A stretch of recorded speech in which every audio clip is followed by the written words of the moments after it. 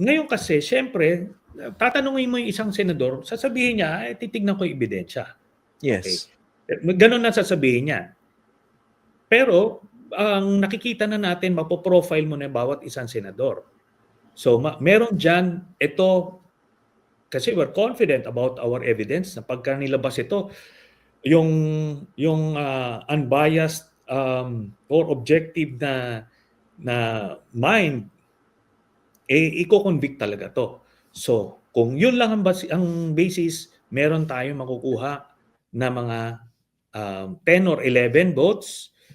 Then meron kang 7 na undecided na kailangan pa ng konting motivations, ika nga, no? Para makakonvince.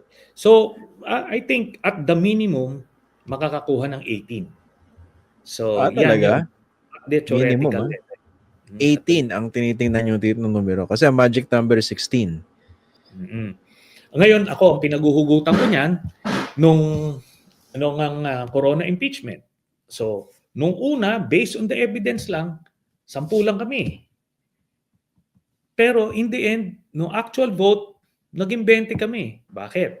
Kasi syempre, this is a political exercise. Maraming mga tools for persuasion. Ika nga, di ba? Huwag niya nang elaborate. Okay. Naalala ko rin nung panahon na yun na nagbobotohan na, nung pumalo na ng 16, meron pa kang bali-balita, no? Meron yatang senador na 2 speeches yung hinahanda, no? For conviction and for acquittal. Anyway, kasi crucial nga yan, no? Nakikita kung saan nag-shift yung tide. Pero dito ko lang isang persuasion. Ganito yan.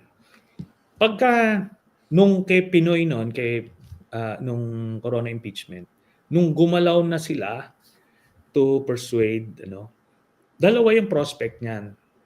Yung tipong, are you with me or against me? Ngayon itong mga senador na ito, pag nag-decide sila, hindi, against the evidence, kahit na conviction, guilty yung sinasabi ng ebidensya, pero mag-a-acquit pa rin sila.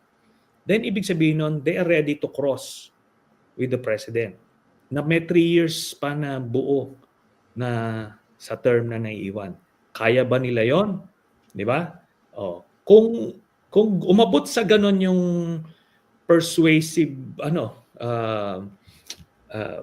tools na gagamitin, are you with me or against me?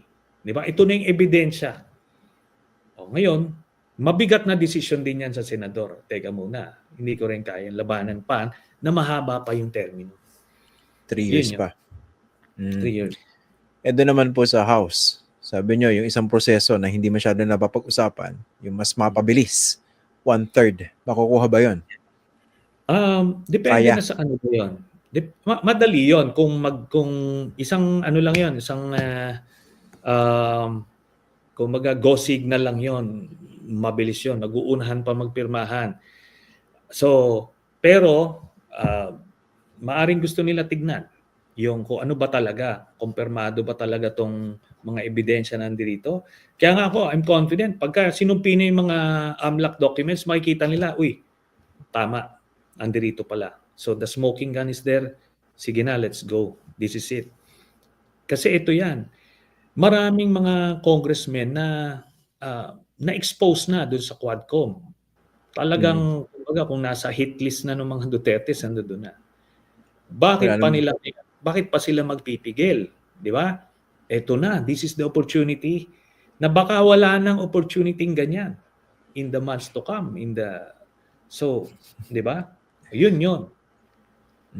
Natawala ko, Senator, kasi iniisip ko, never underestimate the kasipsipan and the pliant nature of our politicians. Baka ibang nagsisigaw ngayon against Duterte, pag hindi natalo ni BBM yan before the midterms, they can always find a way to be in the good graces again of the Vice President. Ilang sa akin, no? Medyo cynical, pero kasi nakikita natin yan sa politika eh. Magaling mag-reinvent ng mga sarili. Dahil nga, magaling mag-reinvent ng mga sarili ang ating mga politiko. Pero diba? Christian, Palagay ko alam nila kung gaano ka-vindictive yung mga Dutertes. Alam nila na they have burned bridges. Especially si Sara. Si Sara, ano yan, alam nilang hindi nakakalimot yan. At napaka-bengador niyan. No? Kaya, mahirap na mag-rely sila dun sa creativity na yun na sinasabi mo. Okay. Bilang panghuli, Senator, no? Pinag-uusapan natin yung impeachment, pero how about the other ways to exact accountability from the Vice President? Example, yung investigation ng DOJ, possible criminal charges, and of course, yung ICC. Ano ba sa tingin niyo yung dapat na parang prioritization dyan? Sa akin, lahat. Kumaga, come one, come all. No? Yung ICC kasi para dun sa tatay. Yung criminal cases para sa tatay, kay Sara, tsaka kay Pulong. So, yung impeachment para kay Sara. So, lahat yun. Sige, i-roll out nila. Pero, kasi without the impeachment, yung criminal cases may take forever eh.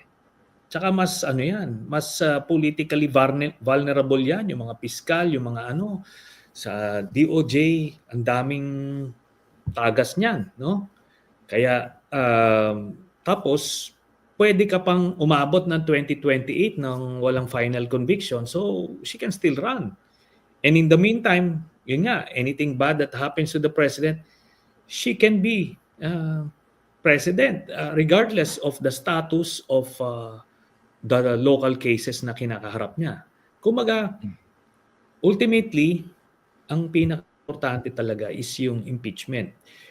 Pero all the other local cases may go hand in hand para mapanagot pa rin siya. Okay. Former Senator Sonny Trillanes, maraming salamat po for joining us tonight. And antabayan po namin yung mangyayari dyan po sa impeachment case that was filed sa House of Representatives. Magandang gabi po.